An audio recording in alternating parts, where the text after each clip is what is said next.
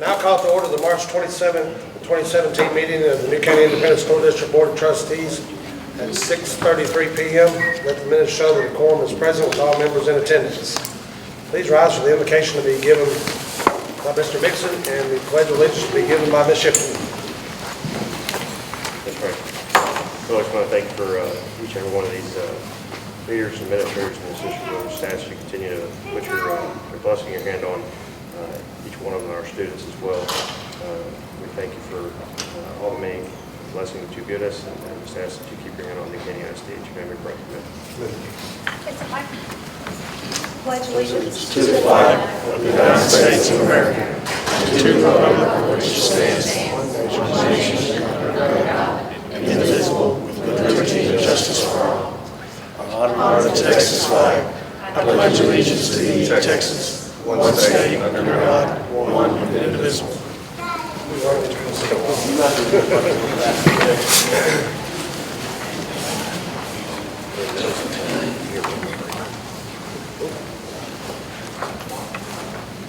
Item 2 on the agenda is recognition. So let's start with Ms. Catherine Milano. Did I say that name right?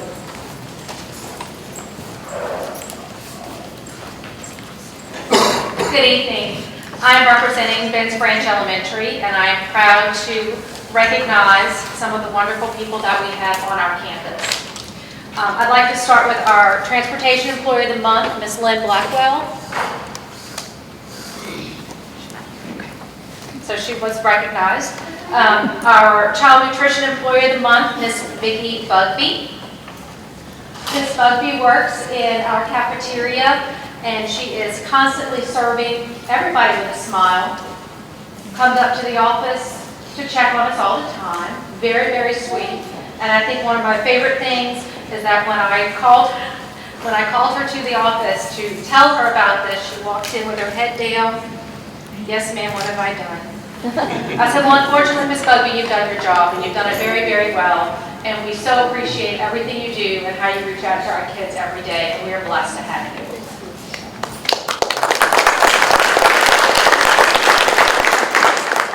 Our Custodian Employee of the Month is Ms. Catalina Velasquez.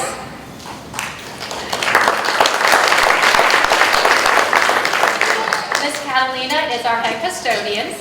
She is a force to be reckoned with on our campus. You don't mess with Ms. Catalina. You do what she tells you to do. That is why when I walk people around our building, they are amazed to know they think our building is 2 years old. They think it is a brand new building. They think it is gorgeous, and they are shocked to learn that it's 10, 11 years old. And no, there's no way. And that is because of Ms. Catalina, the pride that she takes in our building, and all of the effort she goes above and beyond to make sure that the teachers are taken care of, the kids are taken care of, and it is beautiful and spotless. It is her pride and joy, and you are our pride and joy. Thank you.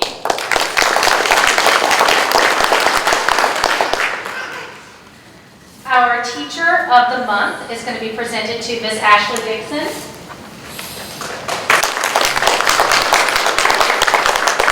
Dixon has been on our campus since I've been there, so for 4 years now.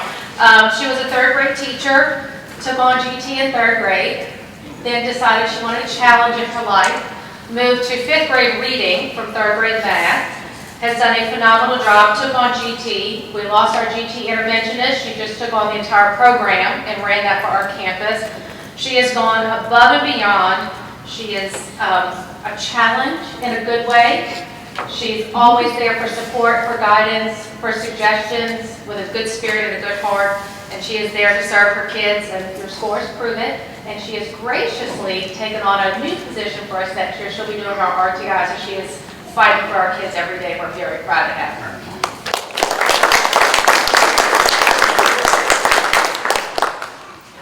And last but not least is my friend here in the front. This is Joseph Collins. Joseph is a 5th grader on our campus, and he is one of those kids who exemplifies what it means to be a peace builder.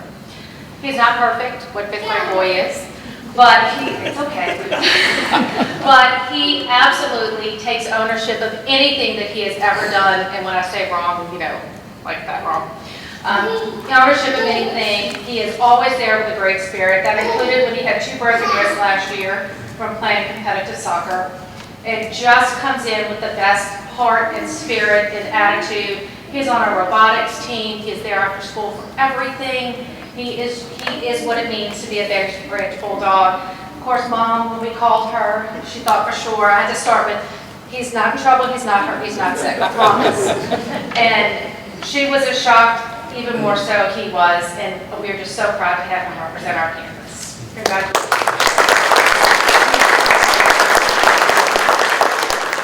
And those are our Ben's Branch Bulldogs.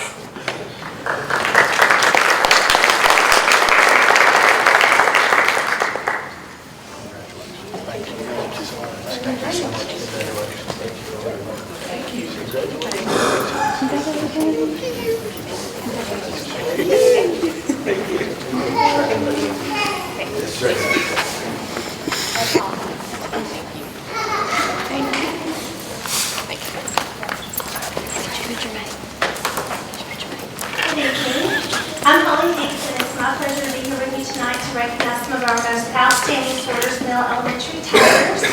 I would like to start with our student, Mr. Isaiah Chapiso.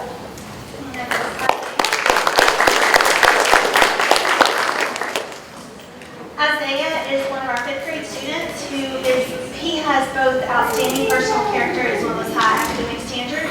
He's one of our GT students. He's a member of one of our Destination Imagination teams and a UIL participant.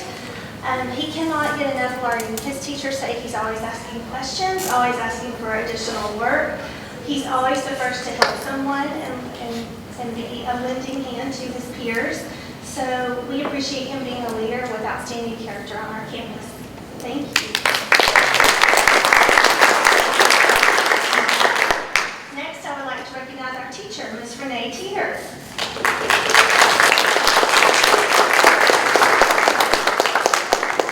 Ms. Teeter has worked in Caney ISD for 3 years. She is our campus teacher of the year this year.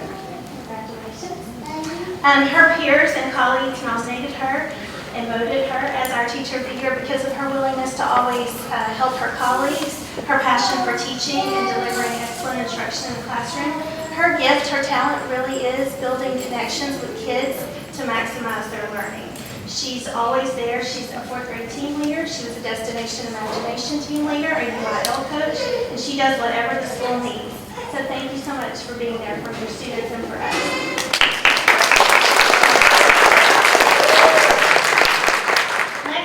To recognize one of our outstanding instructional paraprofessionals, Ms. Shirley Wendler.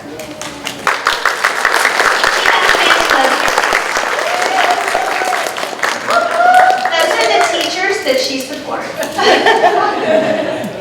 Congratulations. What I'd like to tell you about Ms. Wendler, she's worked for New Caney ISD for 15 years. She supports student learning across our campus, just about in every grade level.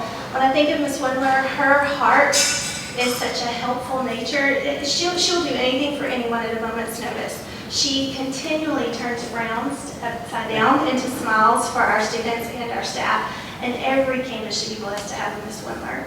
So thank you for all of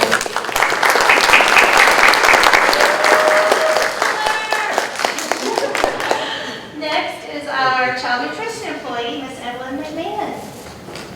Come on, Ms.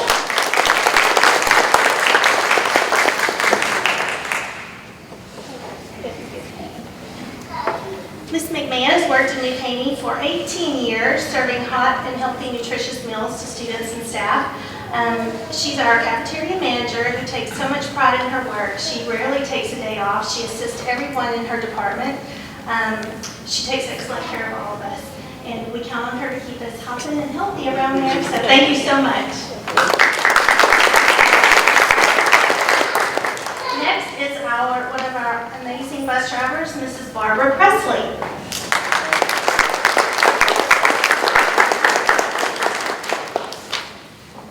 So Ms. Presley has worked in New Caney for 7 years. She goes above and beyond to give our students the little extra attention they deserve every day on her bus.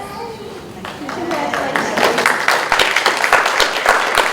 She is always on time, always a safe driver. She pulls up with the biggest smile on her face. All of our bus drive duty staff members are out there. They can't wait to see her big smile. And the kids just talk about how loving and amazing she is on their bus ride home every day. So thank you so much for taking care of our kids on the bus. All right, thank you.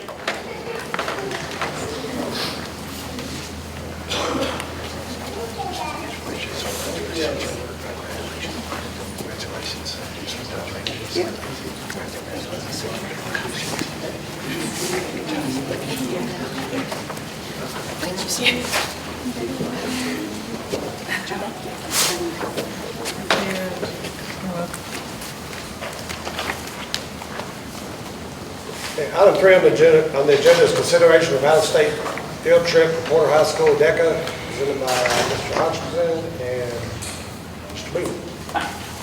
Mr. Booth, I'm the advisor for Porter DECA, and we're looking for board approval, board permission to attend the DECA International Career Development Conference, international competition where we qualified a new record 9 students to compete at this year. It'll be in Anaheim, California, April 25th to the 30th. Drawing blanks right now. It's a normal trip that we've qualified for. This is our 4th straight year. Really excited about the group we had this year. They really worked hard and did a lot to make it here. Questions?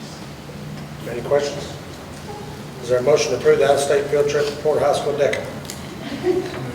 Second. Motion been moved and second. All those in favor say aye. Aye. Those opposed? Motion is approved. Thank you. Y'all have fun.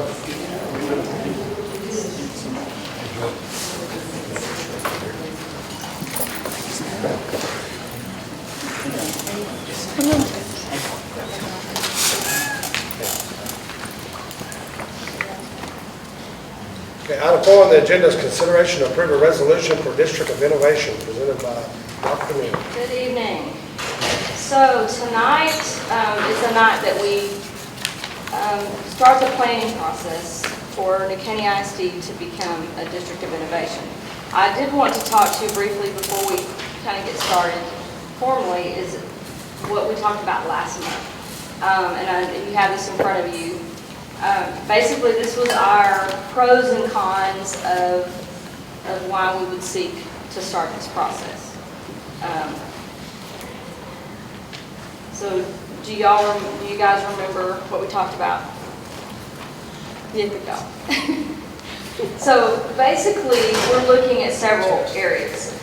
I'm sorry, teaching y'all I'm students. I'm sorry. We're really interested in several. But again, we may look at some other items, or I'd say laws that we may want to circle around at the planning process with our district team. But we like the fact that we can take that education certification and hire people if we need to, that aren't fully certified and working them towards that certification in hard to staff positions such as some of our K areas, such as computer programming, auto tech. Those are tough certifications to find. Bilingual teachers. Now, not that we would hire a certified teacher over a non-certified teacher over a certified teacher at the beginning of the hiring season. This would be the July times when we have issues finding. So that's one we're really interested in. One of the things that we really think is great is that we can adjust the calendar for next year, which will not only help us with adding more days to the first semester, but also in our planning process for budgeting. And there's a way to explain it that I'm not great at. Where's my friend up there? I don't explain it near as well as Brandy Fain. So if you guys won't mind listening to her for a few minutes. Basically what it is because like this year we can only start the last Mondays. We only get 4 days in August. But with us being able to adjust our calendar, next year we'll get 10 days in August, and that'll provide more funding for the 17-18 school year when we're opening 3 facilities. So we'll get 10 days of funding instead of 4 days of funding that we can use for this fiscal year. What does 1 day of funding look like? About $489,000. So we're not talking, that's $4.8 million.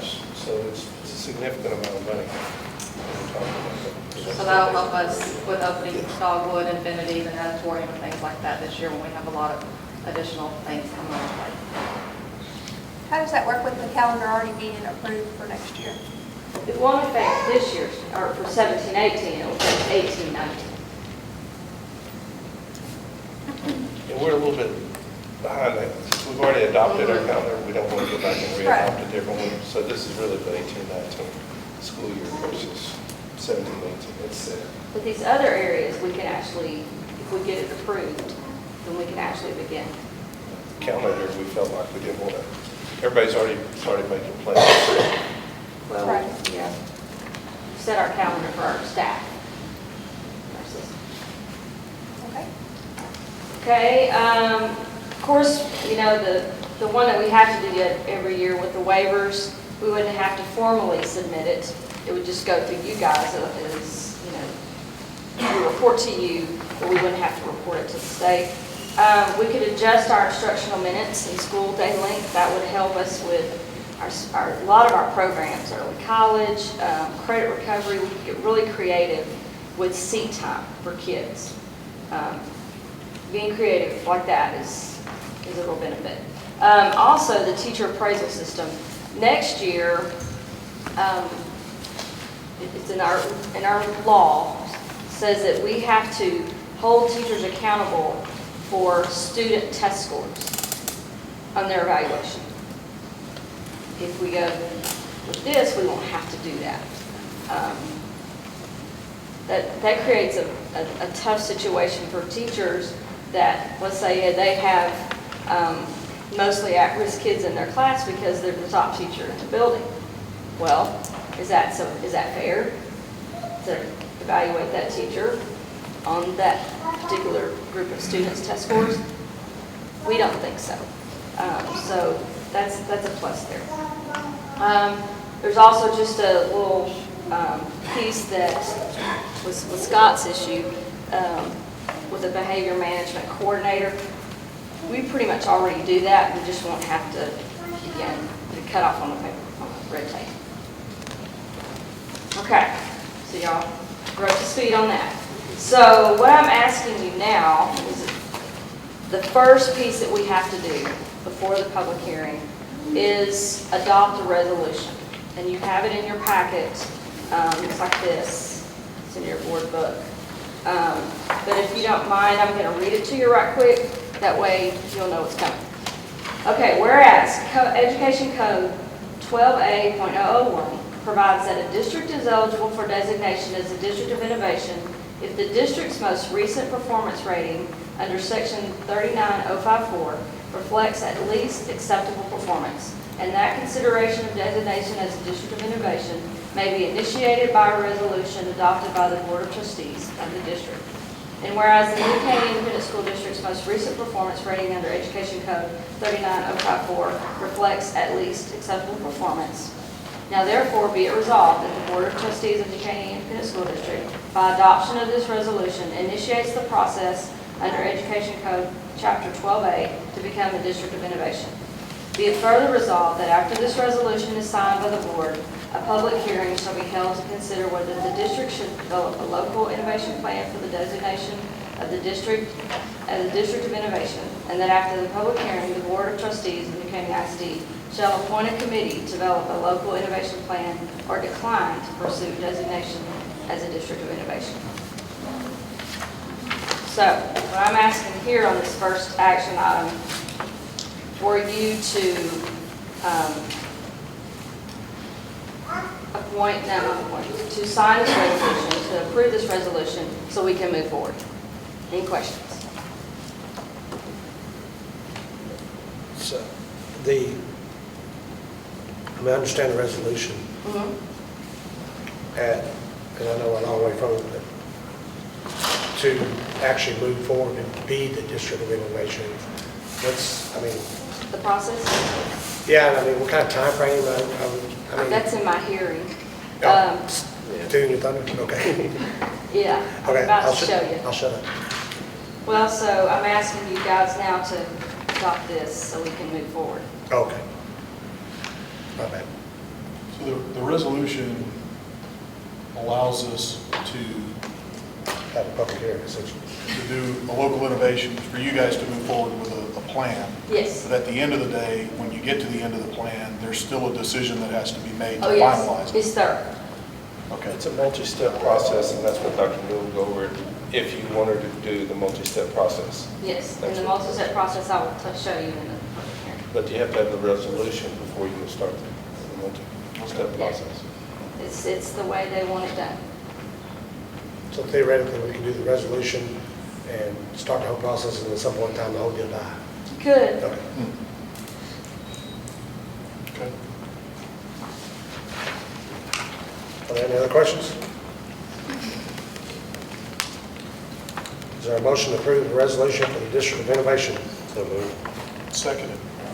Motion's been moved and seconded. Being no further discussion, all those in favor say aye. Aye. All those opposed? Motion is approved. Item 5 on the agenda is a public hearing for the District of Innovation. Okay, so here we go. Here's what you're going to find out today. I gotta turn it on, right? There we go. All right, what is it?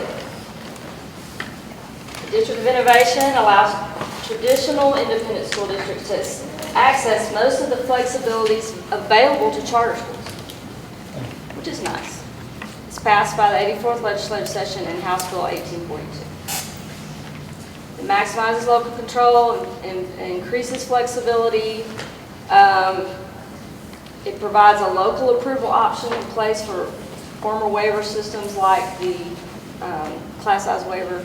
Provides New Caney ISD to design an innovation plan according to our needs and our resources. Here's what we're looking at. Here are the areas that we're looking at considering. The start date, the minutes of instruction, the class size ratio waiver, the student discipline information, teacher certifications or contract, and teacher appraisal system. So here's the process. We just did the resolution, okay? Then the public hearing is held, which I'm doing right now. Then you ask, or you tell me to go get a committee together, okay? And then the DLAC is which I'm asking for them to participate in this, just because they're used to District Leadership Advisory Committee. And basically it's a group of teachers, parents, we have some principals, APs, we all come together and we make decisions for based on what's best for our school district. And so they're used to the process, and that's what I'd like to use.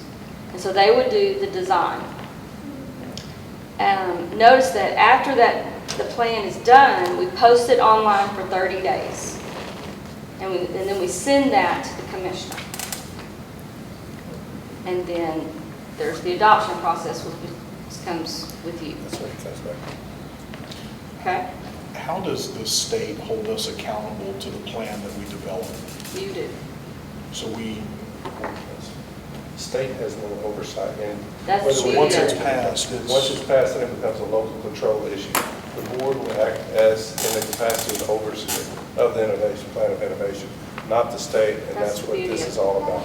It gives you more local control rather than TEA coming in and dictating that you're doing these things. okay. So it's a plan remains in effect for 5 years. Now during that time, let's say we don't have something in our plan that comes up and go, hey, maybe we're interested in that. We can always come back to you during that 5-year plan and add it if we want to. Okay, here's the timeline. Okay, remember 2016, we talked about it. It was in one of our board meetings. We had a cabinet. We talked at length about it. February board meeting last month, we did the pros and cons. That's what we did. So here's what you're doing tonight. There's the steps. The resolution, the public hearing, and then appointing a committee. In April, we'll develop the plan with DLAC approves the District of Innovation, and then the plan was posted for public viewing for how many days? sorry, I can't get out of teacher mode tonight. 30 days. I'm so sorry. Okay, 30 days. 30 days. Oh, my goodness. Okay, and then in May, we're going to ask you to approve the plan. And that is it. That's the timeline. Do we know if are there any proposed legislative changes that might impact any of I've this? been watching it. I haven't seen it. That's been a concern of ours too, is with the legislative session, if this is going to remain or if it's going to go away. And we haven't seen bills Not filed one that bill. would change this. So at all. that's, So I feel good. we haven't seen that. But that was a concern going in before the legislature. But we were talking in the fall about with the upcoming legislative session, will there be any new legislation that could affect this?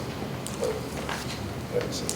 What other school districts are doing? Do what? Which other school districts are on board? Start, there's you a can lot start of- down the list. Local. No. Local, within our, Local, within Region 6. Conroe, Humboldt, Splendora just completed theirs. So we're, yeah.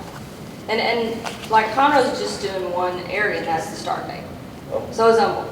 That's it. I think there's 500 or 600. There's quite a few. If you go on TEA, Almost District of half. Innovation, it'll give you all the districts that are on. We can provide you a list of them if you'd like.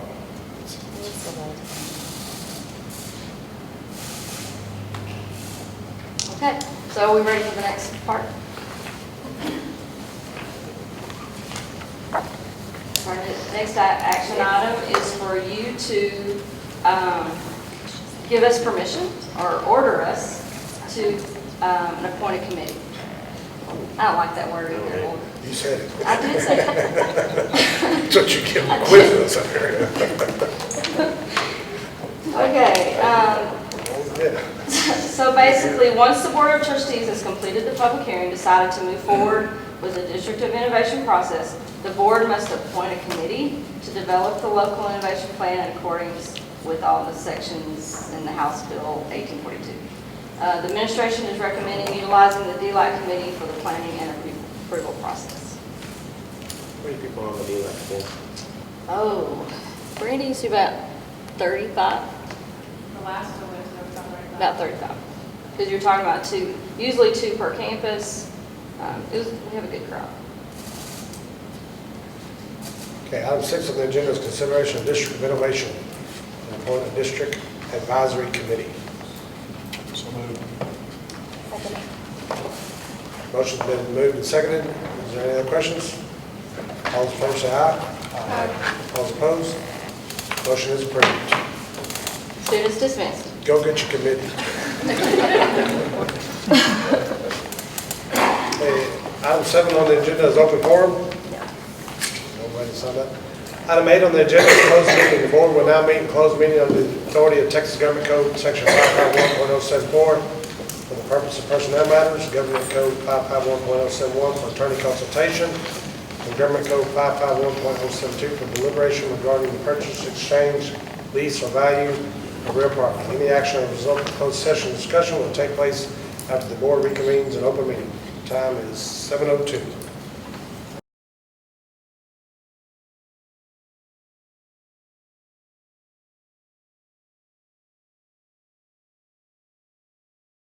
The board ended its closed meeting at 9:27 p.m. We will reconvene in open session. Item 9 on the agenda is reports and proposals of board members. Any reports? Yes, we had a very good meeting. I appreciate Mr. Gates and the guys putting together a fantastic and Mr. You guys were great doing the report for us on keeping us up to date with the bond. Great lunch and very inquisitive on where we're going, where we've spent the money, where we're at. So it was we're right on line with where we're supposed to be at. Ty, did you have anything else? No, you spoke on it. But they did a great job. They're doing a wonderful job over there, keeping up with all that. So I'm not tired. We want that email You form can next fire time. me. It's been thrown out a better place. Any other reports? Item 10 on the agenda is superintendent's report. Start off with Dr. Neal. Okay, we're about to embark on an endeavor strategic plan. The first initial planning stages is a needs assessment. So we're actually working in collaboration with our DLAC committee because they're going to help drive this path. And so the needs assessment for the district is pretty massive. We're going to spend about a month working on that to try to make sure we don't miss anything. After that, then we will work as committees to try to figure out a way for us to narrow down and focus on certain areas of the district to get the most bang for our buck. Okay? Mr. Franklin, actually, we talked about this in cabinet, and because we're doing this massive needs assessment, it just is a great time to do this. So hopefully we can get it finished. I'm trying to hopefully we can get it finished. You said you would get it finished, Dr. Neal, earlier. If not, you gotta stay another year. No, but hopefully not. We have a timeline that's pretty strict. Yeah, we can get it done. But we want to make sure it's right, and we want to make sure it's meaningful and something that we can use to help you guys as well. You ain't signed the retirement But that's it. I just wanted to let you know. One thing that we've got a great, we did a lot of work on the reality model. It took us several years to do that. But part of the implementation of the reality model and our mission and vision is what's the road to get us there? And the strategic planning part of that needs to be tied in with what we're trying to accomplish. You never know how to get to the profile of the graduate unless you know the path to go down. The strategic plan will provide us that path. And so it'll help with, from an evaluation standpoint of our programmatic evaluations to looking at what our needs assessment is for our facilities. So it's really a good time to do that. At first I thought maybe we need to bring a consultant in to do that, but with the people coming in and doing an overall needs assessment, I think with our DLAC committee be able to complete the strategic plan along with that. When we look at not only the physical side of the district, but also the academic side, our academic goals. The culture and climate of our district. Culture and climate, all those things would be part of this. Communication, professional development, how we're doing our professional And it will development. naturally fall right in place with the work we've already done of determining where we want to go as a district. Well, this helps us see how to get where we want to go. Is there anything the board can do to help expedite your process? I don't know. I mean, really, it's just us getting in the ditches and getting it done. I think we can get it done. We'll give you a progress report on how we're doing in a few months to show you where we're at. A few months, no, she won't. A few months. Okay. Thank you, ma'am. Mr. Harris. Just our annual update on summer school, our summer school program. This year we're going to hire 2 principals. Normally we just use 1. This year we're going to hire 2. We're going to hire Ruth Ann Anderson, an assistant principal at Valley Ranch Elementary. She's going to handle our pre-K and our kinder students. We're going to hire Julie Babbs, an assistant principal at Woodridge Forest Middle School. She's going to handle our 5th and 8th graders. The high school will they're going to do a joint effort this year at the annex, and they're both campus administrations are going to take care of that. Pre-K and K will be June 5th through the 23rd at Oakley Elementary. 5th and 8th grade remediation will be June the 12th through the 19th, also at Oakley Elementary with testing dates of June 20th and 21st. High school will be June 12th through the 16th with testing dates of June 19th, 20th, 21st, and the 22nd. And it will be at the annex. And last but not least, CRC will have 2 weeks of summer school, June 5th through the 16th. Any questions? All right.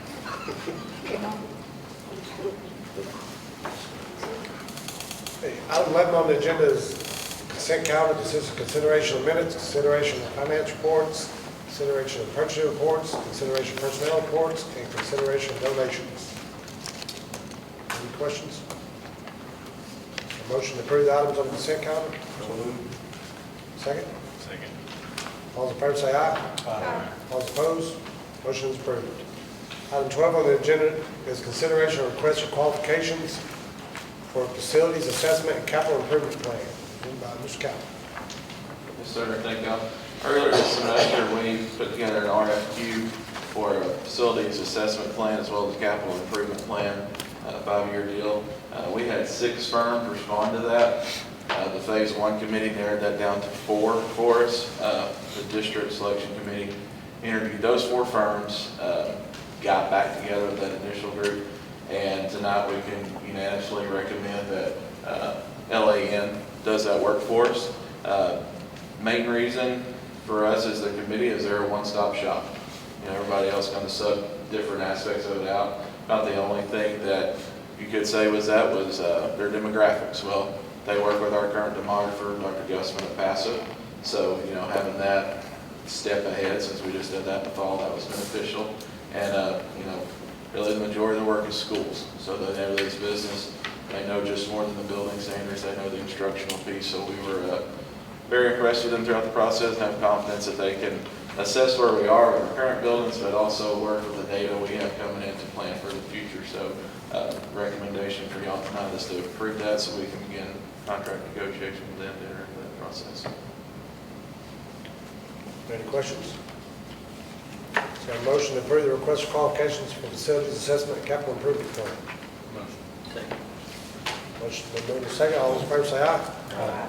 Those opposed? Motion is approved. Item 13 on the agenda is consideration to approve change order proposal request number 9, basketball cover under bond 2015 for the Infinity College High School Scout. Yes, sir. This is one of those items that was bid as an alternate on bid day. Initially, to keep within the original cost estimates, we did not include it in there. But as we moved through the project and done some value engineering, those funds become available to put it back in that facility. And so that's what this change order is for, to authorize the contractor to go in and add that cover back in. Any questions? Is there a motion to approve change order request number 9 for the basketball cover at Infinity Early College High School? Second. Motion been made second. All those in favor say aye. Aye. Those opposed?